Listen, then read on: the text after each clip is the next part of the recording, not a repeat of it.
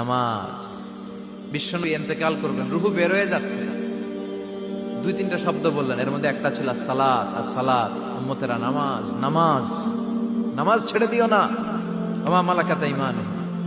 মানুষ ইন্তেকালের আগে শ্বাস বের হয়ে যাচ্ছে, রূহ চলে যাচ্ছে, ওই মুহূর্তে কি জরুরি কথা বলে নাকি ফালতু কথা বলে? সবচেয়ে জরুরি কথাটাই তখন সে বলে যায়, ঠিক কিনা? কথা বলেন। বিষ্ণু বলেছিলেন নামাজ।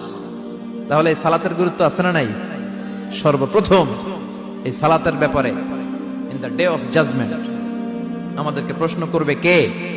সালাতে কায়েম করো, সালাতে কায়েম করো, হবে সম্মানী তুমি, হবে জান্নাতি তুমি, হবে সম্মানী তুমি, হবে জান্নাতি তুমি। দিবে কাল হাসরে শীতল ছায়া হারশে আজিম, রব্বিয়াল আলা, রব্বিয়াল আযীম, রব্বিয়াল আলা, রব্বিয়াল আযীম। সুবহানাল্লাহ পড়ে। এজন্য নামাজ, নামাজ, এই নামাজ যাতে মিস হয়ে না যায়। সব মিস হতে পারে, নামাজ মিস হতে পারে না। আল্লাহ তুমি বুঝার তৌফিক দান করো।